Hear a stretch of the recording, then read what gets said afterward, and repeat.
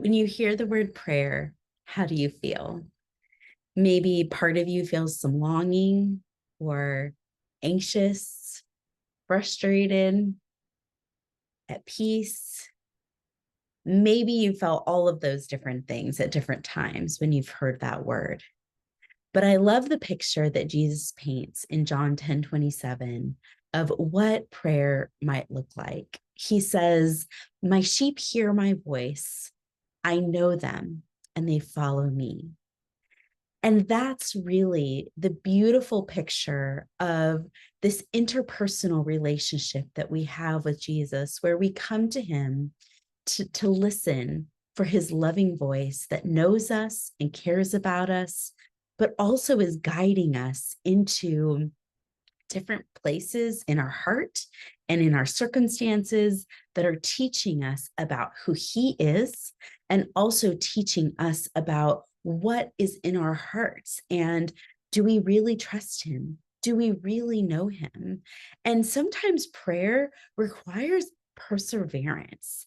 And we love to think of prayer as talking to God and this wonderful thing that happens. And it's a beautiful exchange where we get to speak to the author of the universe who miraculously and mysteriously loves us and wants to partner with our hearts as we intercede for the things in our lives, for the people that we love, for our world, and the struggles that are going on around us.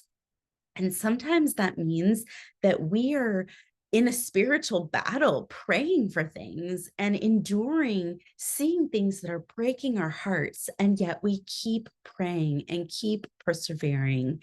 And it's interesting because right now is also Purim. And it's a Jewish holiday where we look at the book of Esther and we remember that Esther stood on behalf of the Jewish people and went to the king and asked for deliverance when one of the king's stewards wanted to murder the Jewish people because he hated them and hated their God. And Esther went to the Jewish people and said, "Pray, let's pray and fast and ask God to save us." And we read that God answered her prayer and God answered their prayer, the people's prayer. And ultimately, Esther had favor with the king and the Jewish people were saved.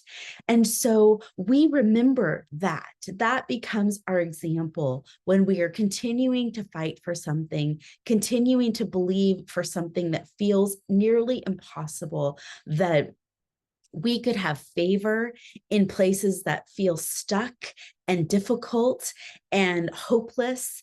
And yet we continue to seek God and continue to trust him. And so I encourage you today to keep praying, keep seeking, keep walking, listen for his voice. And whether he leads you down the valley of the shadow of death or he leads you beside quiet waters, would you know his voice and would you continue to be led by him?